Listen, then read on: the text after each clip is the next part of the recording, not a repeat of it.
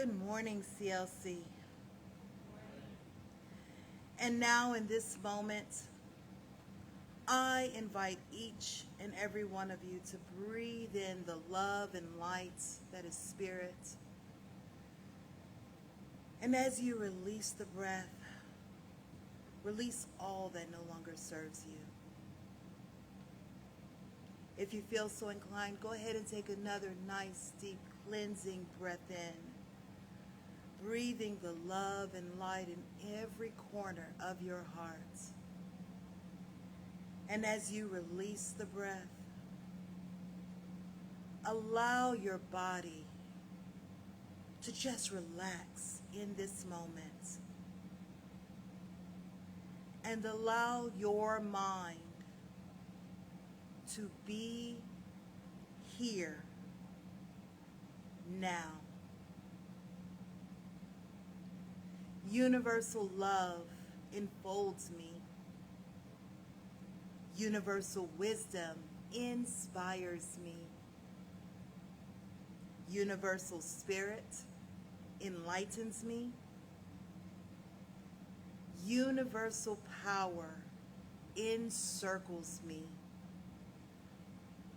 I am one, and all is well. As we begin this inner healing process, let me invite you to relax in quiet confidence, opening yourself up to the miracle-working higher power. Now symbolize the unity of your thinking and feeling nature by touching your chest with your hand, and let my words act as your own for your own inner healing, acceptance, and receptivity. I acknowledge that there is a power, intelligence, and wisdom greater than my own.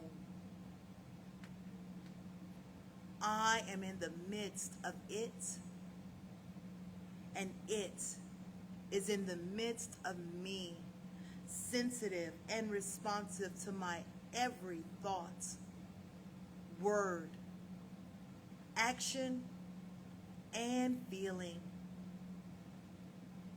I now make this true for myself by saying aloud, I acknowledge. Acknowledging this higher power working through my life, I admit that I am personally responsible for solving my own problems while being guided and assisted by something greater than myself. As I am ready to surrender the conflicts of my ego to the wisdom of this infinite presence, I simply speak these words: I surrender. Knowing that forgiveness is the key to unconditional love and the feeling of heaven, I now unconditionally forgive anyone and everyone who has ever injured me in any way, real or imagined. And I now forgive myself for all of my mistaken judgments and their resulting actions. From my deepest level of understanding, I now say, I forgive. Realizing that I continually experience the effects of my own thinking, I now choose to allow this higher power to recreate me deeply, filling my mind with thoughts that are only positive, constructive, loving, and beautiful.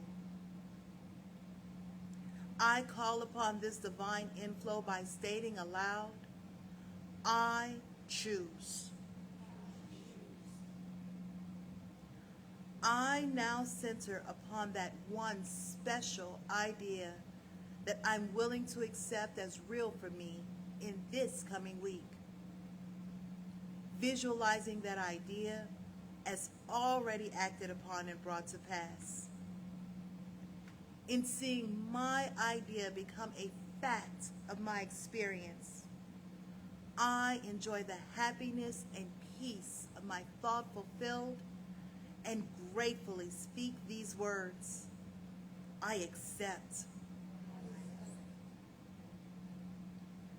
Knowing that I have an everlasting place in the midst of the power that sustains all creation, as well as the support of all those around me, I allow myself to relax in the peace of fulfillment and gratitude and say, I release.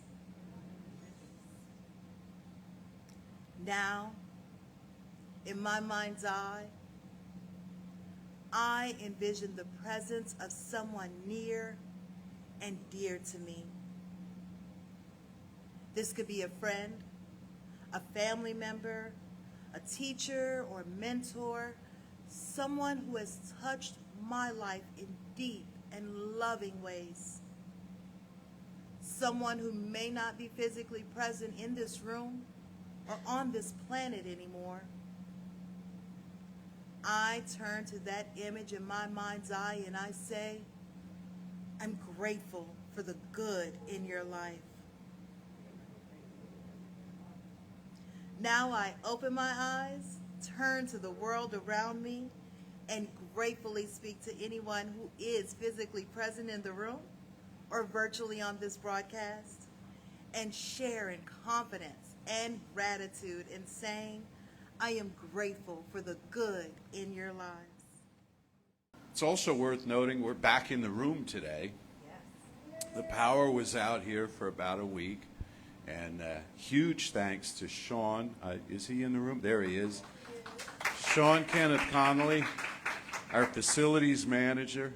He not only did everything around here to maintain, as he's done now for years, but maintain the place during the blackout, but he even rigged a way to draw power from the other side of the campus to provide power to our neighbors, so they had power and so their well would work while ours was out. We couldn't power this building up because there's too much going on in here to hold a service, but he made sure that our neighbors were well taken care of.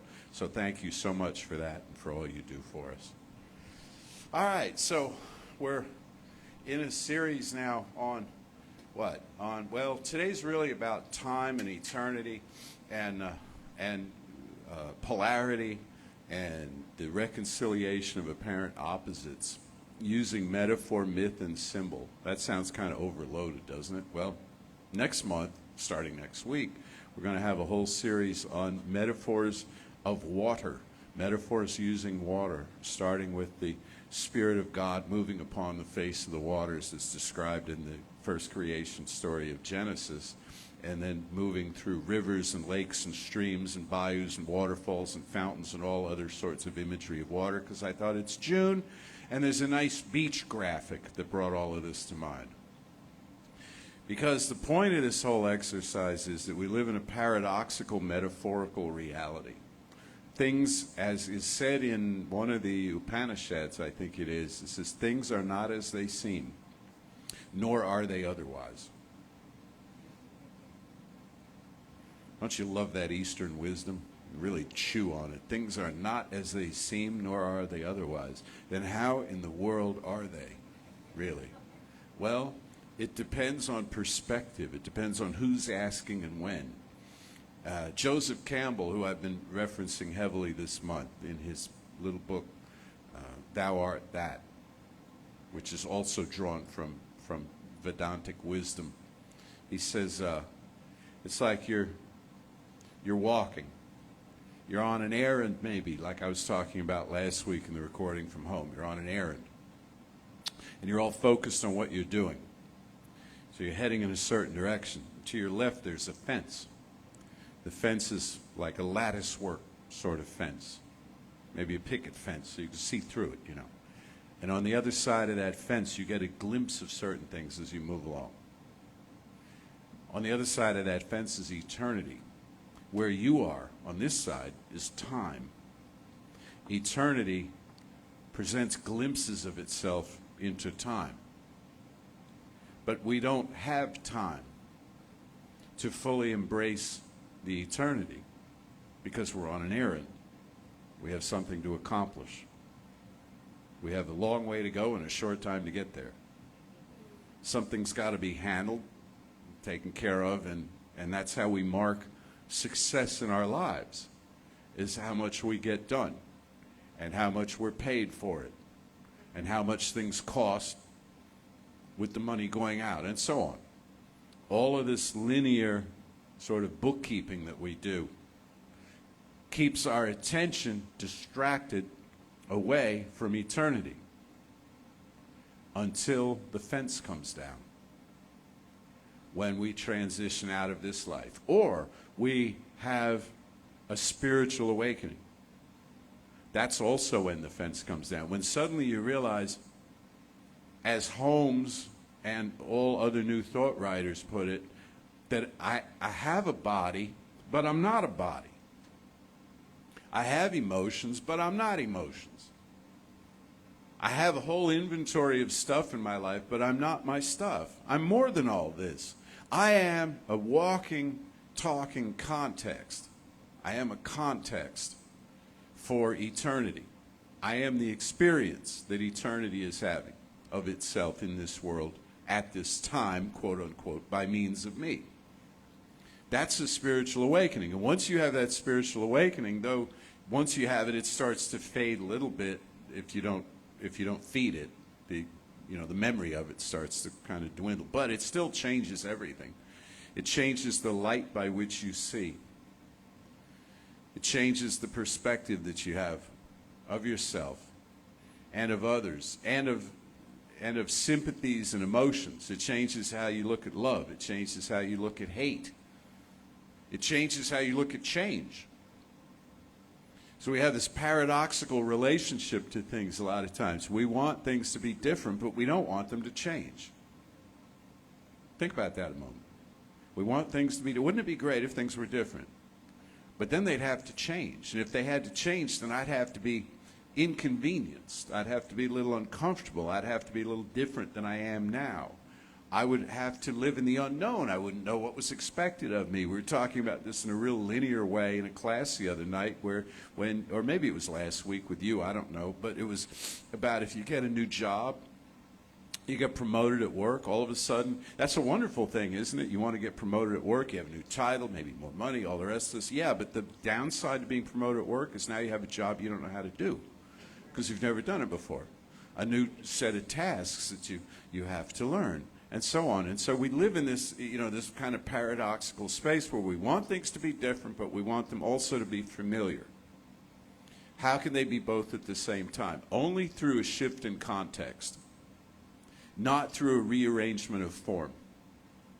We're forever trying to rearrange form to present back to us, to reflect back to us the kind of world we want to live in, when really what it takes is context. So this is a paradoxical teaching that we have here. It's a teaching with a lot of ambiguity to it. And that's distressing sometimes when we want specifics. We want, for example, like I've shared with you, it's a whole lot simpler to have a God who issues orders, who tells you what to do and when to do it. And by God, you better be there, says the Almighty, That's completely unacceptable to me. For me, but I get it, and it would make things a lot simpler. I wouldn't have to think so much. I wouldn't have to feel hardly at all. I just have to carry water where God said to do it and put it down and be about that and assume that at the end of all this is some kind of reward where I get to bask in the heavenly sunlight all my days. But that's not really the life that we get to live. Because the God of my understanding says to us things like, go know yourself. Go figure yourself out. Okay? Go see what makes you tick. And that right there is both very general and very daunting. Well, what am I supposed to do? Where am I supposed to find this knowledge? So typically how we've styled it is you find it on another continent than the one you happen to be on at the moment. You find it on a mountain range someplace. You find it from a guru who's, distant, wherever you are. If you're on this side of the world, you go to the other side of the world, and there it is. And that's not exactly how it works, except we do put ourselves through experiential paces and learn and grow on the journey, not because we're required to, but because we give ourselves permission to. Subjectively, we say to ourselves, well, I put a lot of work into this, therefore I must have changed. Consequently, we've changed.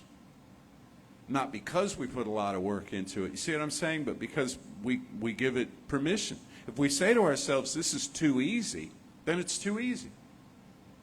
Then we haven't gotten the lesson. We don't accept the lesson.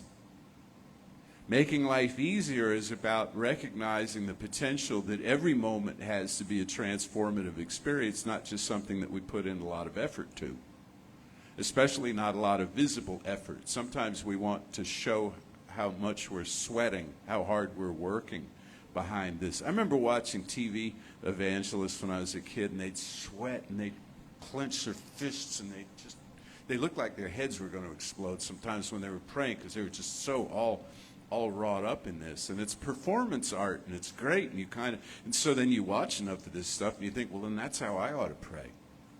And you get all worked up. And then when I was in ministry school a million years ago in religious science, one of the things that our dean said we had a Buddhist dean at the LA campus, and he said to us, don't change your voice when you pray. And I'm like, but I thought you were supposed to. Because the guys on TV, and they were all guys, the guys on TV were all doing like I said, and then the religious experiences, the churches that I went to, it was all kind of intoned. It was very, and all in thee and thou, and this kind of, and so this is where you pick it up. He says, no. Who are you talking to? Who are you talking to? The Crab Nebula? No, you're talking to your own subconscious mind. So how do you talk to your own subconscious mind? Talk to it like a friend. How do you speak to your friends? Do you declaim to your friends? No, you just kind of put it out there. And here's the thing though, see, if you buy it, it's bought. If you get it, it's gotten. If you believe it, the universe believes it on your behalf. There's no one else to convince. We think on the other side of that latticework fence, there's a power that has to be persuaded, has to be cajoled, has to be bargained with. Baloney. That's just human transactional stuff that we model that relationship after. All there is on the other side of that fence is eternity, universality, infinity, that embraces us as the experience, again, that it's having in this world at this time by means of us. And so all we have to do is convince ourselves that we live in the midst of a safe and loving universe that provides us with our needs, meets our needs, and so on, and does the same simultaneously for everybody else, every other living thing, and then start to act as though that is true. And it begins to confirm itself. Whatever we believe to be true begins to confirm itself, validate itself, and it becomes now a cycle, a circular kind of energy now that's self-reinforcing. Just like the old material was self-reinforcing. If I believe I was just born to pay bills and die, then, I put that out there and that begins to look like it's my reality, not because in the overall sense it is, but because I have accepted it at the subjective subconscious level. What we accept at the subjective subconscious level becomes ultimately the quality of experience that we're having. So what we want to attempt to do is reconcile opposites, which does not mean mashing them together until they achieve consensus. Love and hate will never join hands and become one. But the opposite of love really isn't hate. As you've, I'm sure, heard many, many times, the opposite of love is indifference. Because hate is deeply involved and love is deeply involved, and both of them are powerful emotional requests, I guess you might say, being made of life. Change. When I love you, I'm asking you to change. I'm asking you to love me back. When I hate you, I'm asking you to change. I'm asking you to die. I'm asking you to fall off the face of the earth. It's a request made of another. Indifference is there's no request. So how do we transmute? If you look at the world and you say, well, there's too much hate in it, there should be too much, there should be more love. You can't have too much love. There should be more love and less hate. I think most people would agree with that. They might argue over the specifics of who's responsible for what. I think most people would agree. Let's have less hate, more love. Well, how do you do that? Well, it's a whole lot easier than if you start with indifference. Moving from love to hate is transmuting the intense energy of request. But they exist on the same continuum. Have you ever had a situation that you just hated or was deeply uncomfortable with or something like that, and the more that you explored it, you realized it was because it was teaching you something you had asked to know about yourself?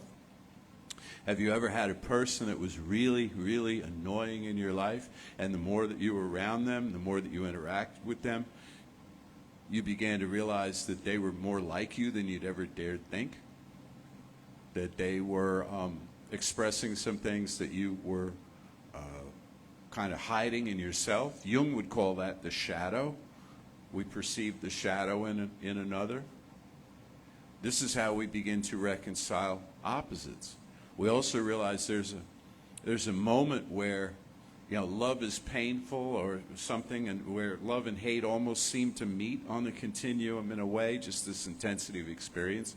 If that's too hard to manage, think of poverty and wealth. Think of any apparent contrasts. Where does the line exist where one turns into the other? As we begin to reconcile these opposites in this way, not again by combining them completely, but by holding them in space, objectively, and saying, this is an experience that I am entitled to have. This is an experience that another person is entitled to have, but we are more than our experiences. By holding these things in this way, we start perceiving the world from the other side of that fence, from the place of eternity, which says, eternity does, among many other things, this too shall pass. This too shall pass. I remember reading, Robert Schuller put together, do you remember him from the Crystal Cathedral? He was a New Thought teacher, a student of Norman Vincent Peale at Marble Collegiate in New York, and then he Dutch Reformed Church, and he opened the Crystal Cathedral as a drive-in church in California. It really took off. Well, he created a translation, or not really a translation, a version of the Bible called the Possibility Thinker's Bible. I think it's out of print, but you can probably still find it. And what he did is he went through and highlighted all the passages of a positive nature in the Judeo-Christian Bible, published it. It's very cool. Everything was taken completely out of context, but it was very cool.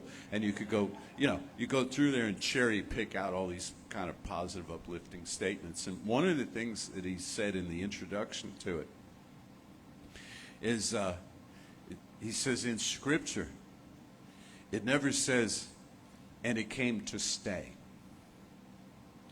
It only says, and it came to pass. And it came to pass. This too shall pass away. Heaven and earth shall pass away, but my word shall not pass away. That's the perspective from the viewpoint of eternity. Right now, these struggles that we're facing, right now, this conflict, right now, the stuff that seems so important to each of us in our lives, when seen from a larger perspective, is in service to our learning and our growth, and will one day no longer trouble us in the way that it does. And if we learn that now, we're less troubled by things that come down the road. What if you have kids, and if you don't have kids, you were a kid, you say to your child who comes home from school all upset about their place in the peer group, the peer system, you say something to them like, one day this really won't matter. What the other kids in 5th grade think of you. What you'll carry through life is how you think of you. Do they hear you? Of course not. Because they're in 5th grade with the other kids, and they have to work it out. They feel they have to work it out. But now today, you and I look back at the things that we thought were so important as we kind of jockeyed for position in the social hierarchy and all the rest of this, and we realized it's meaningless. It's utterly meaningless. I wish I'd known this then. Maybe people tried to tell me this then, but I wasn't paying attention because I had to learn it on my own. We have to learn things on our own. That's the beauty of this New Thought teaching. Nobody else can do it for us. We have to learn it on our own. We get up, and I've listened to countless lectures over my life, and today I'm giving one, you know, and we take all this information. A new start. A new start. A new start. But it's not given to us by anybody else. We push through the experience of life itself to take in the information on our own when we're ready. But there are helping hands. There are invisible helping hands. And that is every bit as mysterious and extraordinary as it sounds like it is. There are powers and presences, stuff around us. There are the ancestors. Campbell says how you personify them makes no difference. How you experience them makes all the difference. There are helping hands around us all the time. And one of those helping hands, which is not an entity, not a personality, is what James Joyce called the monomyth. The monomyth. And that is to say, it's like the mother of all myths. And last week I was sharing with you what a myth is and isn't. And in brief, it's not a falsehood. It's an open-ended story. It's a heretical thing. It's the opposite of orthodoxy, really. The monomyth is the one great overarching myth, the one great overarching story, which says what? That life is a journey, that we've come here and we go through 3 specific phases that can then be broken down into multiple other steps. But we go through 3 specific phases called separation, initiation, and return. Separation, initiation, and return. In every moment, we separate from a situation. We're like, whoa, what does this mean? Okay, incoming information, the job promotion, the new relationship, any kind of change in life, a change to your body, the aging process, the world political situation, and on and on. We'd go, whoa. Read the morning news. Whoa. What is that? That's separation. Separation from what? My power. Separation from my pneuma, from my breath. Separation from my chi. See? Thrown off my game a little bit by what I perceive as change. Then follows initiation, an explanation, a narration by spirit in a way of what it is you're perceiving. Here's what this means. It's not external, it's internal, but it sounds external sometimes. So it's like when you experience something outside of yourself, and then it comes to you that, I recognize the motives here, because I share some of them. I recognize that no one means to hurt anybody else, but sometimes they think they have to get what it is they think they need. I have done that too. See, that's initiation. That's a simplified, greatly oversimplified version of initiation. As we begin now to understand the process. And return is we come back to the world with that new information. And we're more willing now to give other people a break, to cut other people some slack. All our lives we've been told, don't take revenge, don't retaliate, don't retaliate when somebody hurts your feelings. And we've either taken that advice or we haven't. But when we're no longer moved to retaliation, it is because we suddenly understand that everyone else's motives are more like ours than they aren't. And we get where they're coming from. And if somebody comes up and goes off on us, we realize, well, they don't like themselves very much right now in this moment. Right? They're having a bad day. We recognize the spiritual psychology of the thing. And what does that do? That's oneness right there. That's not all the vague kind of metaphysical stuff, abstract, one, we're all one life, which we are. But that's a real practical way of getting oneness. It's like, oh, your motives and intentions and ambitions and whatnot are more like mine than they aren't. Now I get it.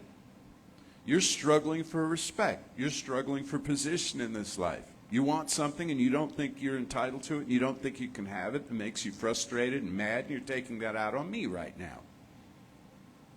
Or you're taking that out at a military level right now.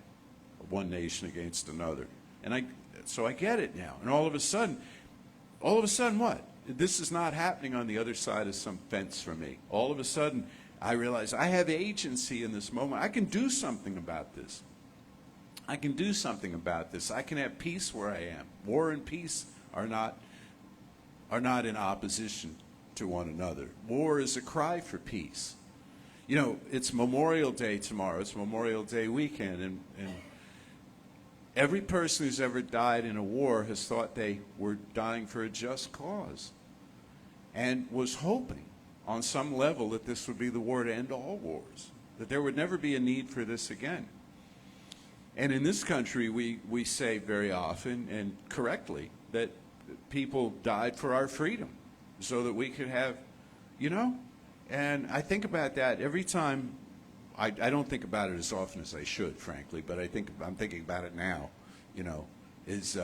we're an offbeat, niche, strange little religion here at Creative Life and in All New Thought. We're not in the mainstream at all. And yet we're tolerated. We can do this. Nobody's going to kick in the door, come in here, drag us out, And that's a lot of people put in the ultimate sacrifice so that kind of thing could happen and want for us that we're able to do. Whether or not they agree with the specifics of what we're saying is beside the point. In fact, they agree with our right to say it. So here we are. So here we are doing this. But each one of them went to their grave thinking, in some way or another, may no one else have to go through what I just went through to have this happen. So we build on that idea of how would it be if we could solve our conflicts without raising a hand against each other. Well, how that begins is not by being told that that's how it should be. That just runs right off. How that happens is we become comfortable enough with looking at our own internal conflicts that we're no longer personally moved to violence. And when I'm not, then the person over here is not, and then that other person's not, and then pretty soon there's half a dozen of us, or pretty soon there's a city full of us, and so on. You get how this goes. Because we really would rather make love than war. We really would rather get along. Everybody would. We just don't think we can because of this reason and that reason and some other reason. So this is all by way of saying that life is an experience. Life is a process. We treat for things, we pray for things, we don't get products nearly as often as we get processes. We get a set of ingredients. We get a recipe. Say, here, put this together for yourself. Put this together for yourself. How it is that this world really can work for you, work for all of us, and allow yourself to feel the presence of those helping hands around you. These people next door to us, this is a Baptist church next door to us. They were here before we were, and we've been here 37 years. That community has been there, and we have been good neighbors to one another. They have done things for us, and we have done things for them. This is how the world can work together, you know. And they're religious people. And the family that lives back here are the family of the late pastor who for 60 years, 60, I look at this and I think, whoa, I better take my vitamins. He passed 8 years ago, I believe it was, and his family lives back here.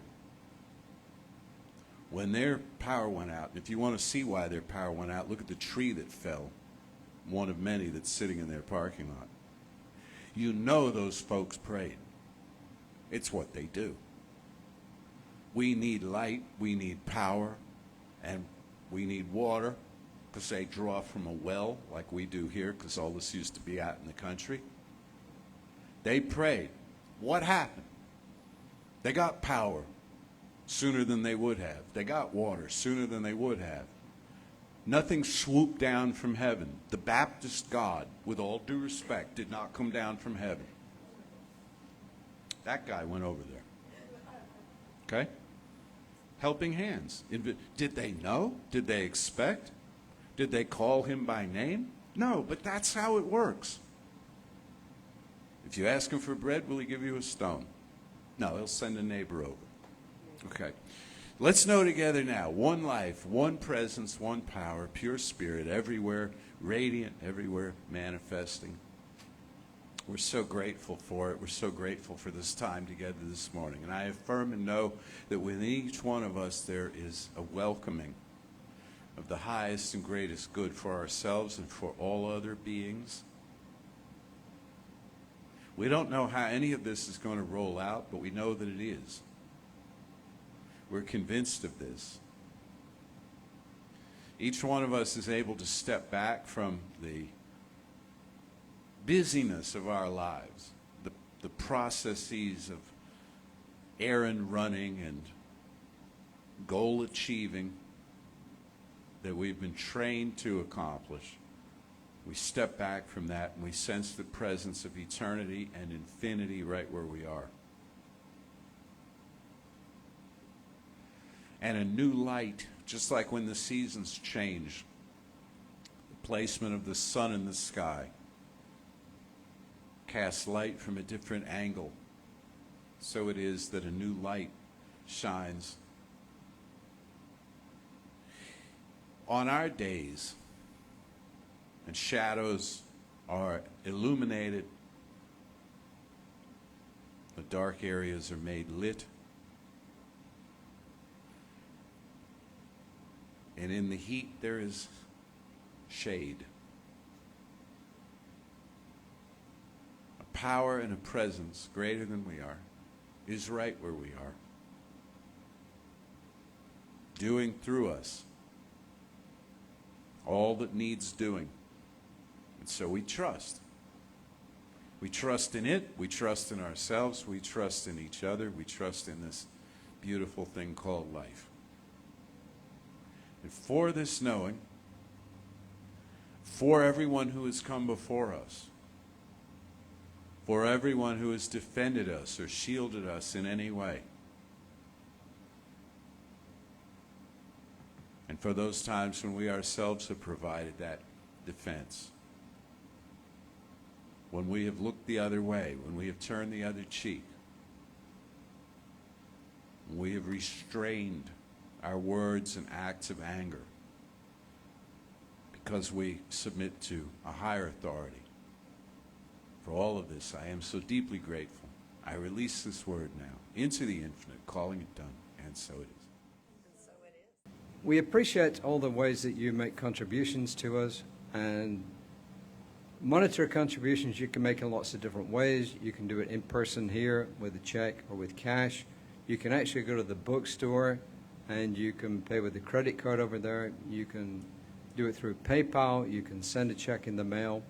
If you have an IRA, you can actually do it from that. If you have an IRA and you're over the age of 65, then you can actually do it tax-free, and it counts towards your minimum distribution. So, 72 and a half, I think, not 65. So lots of different ways you can help us. We love it when you help us because we just want to get this message out to the world. Reverend Jesse said that we're a small group, religion-wise, in the world, but we have a powerful message. And we really, really, in this time and age, need to get our message out.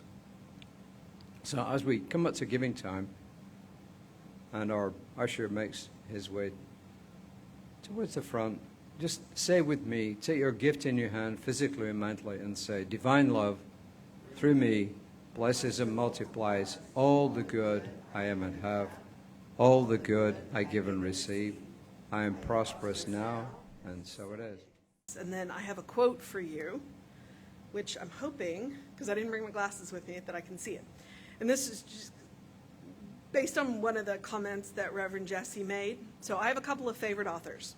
And if you don't know who Douglas Adams is, please feel free to look up. He's most famous for a trilogy of 5 books. You heard me. But this is my cover page on my personal Facebook because I love it so much. Human beings who are the most unique in having the ability to learn from the experience of others are also remarkable for their apparent disinclination to do so. That doesn't tell you everything you need to know about the human condition. But yeah, Douglas Adams. So long and thanks for all the fish. Or don't panic. Or what? Oh, the original book is Hitchhiker's Guide to the Galaxy. I guess I should say that. So, yes. Okay. And also, because it is Memorial Day will be tomorrow, people get confused about what Memorial Day is, and I just want to give you a quick reminder, okay? Memorial Day is to honor those who died in uniform while serving. It's one of the reasons why I do cringe when people say Happy Memorial Day.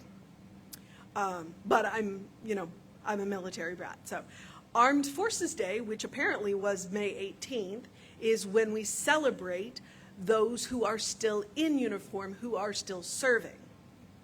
And then Veterans Day is in November, I believe it's November 11th, is for the celebration of those who survived their service physically. I'm going to remind you that our veterans do need a lot of spiritual, mental, and emotional care as well. So that's why I say it the way I do. All right, but in that, it is still all about the service that these young people do for our country. And the service that we can do for them. And that service is literally to pray for peace. To pray that all needs are met.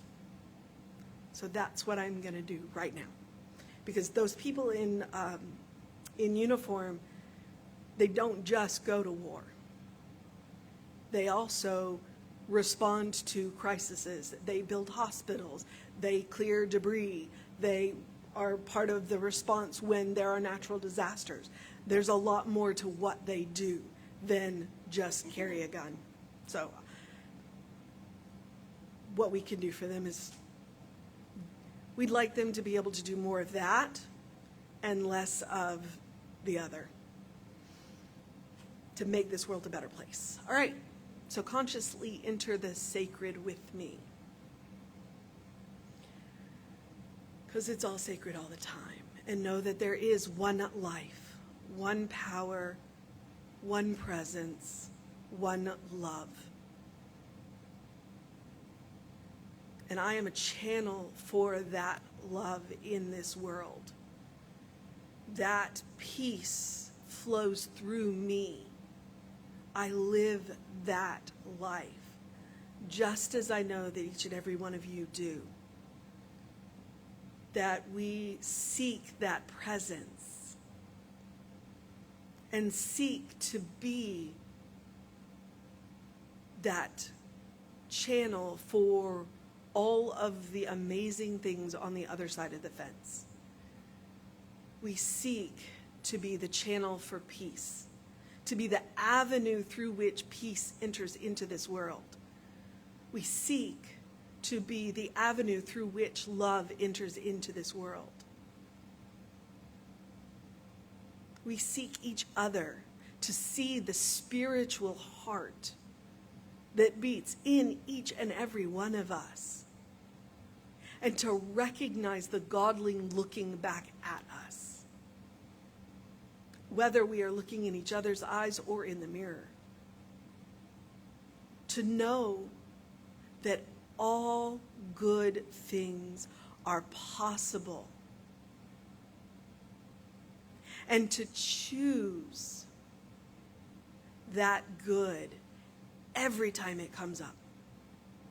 Every time we are given a choice, and there are so many choices that we are given, to choose the good. To choose the good with a capital G. That is what we are called to do. That is who we are called to be. As we walk forward into this week, I am knowing peace. I am knowing calm. I am knowing rest. I am knowing smiles. I am knowing friendship, communication, camaraderie, and some fun. And I'm knowing that the Spirit runs towards us when we take a step towards it. And I release my word with gratitude, all of the gratitude to know these things,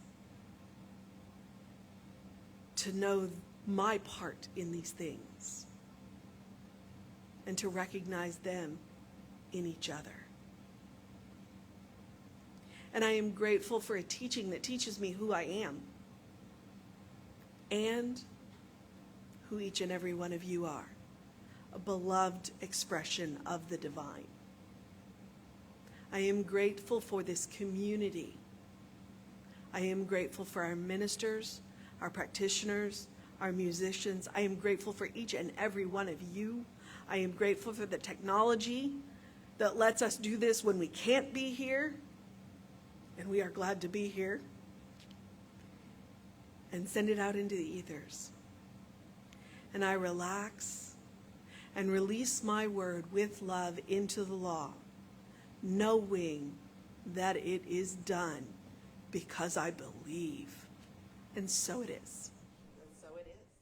Say with me now, something wonderful is happening through me. Something wonderful is happening through me. I feel it in my body. I feel it in my body. I feel it in my mind. I feel it in my mind. I feel it in everything I am. I feel it in everything I am. I choose it. I choose it. I trust it. I trust it. I use it. I use and it. I love it. And I love it. So it is. And so it is.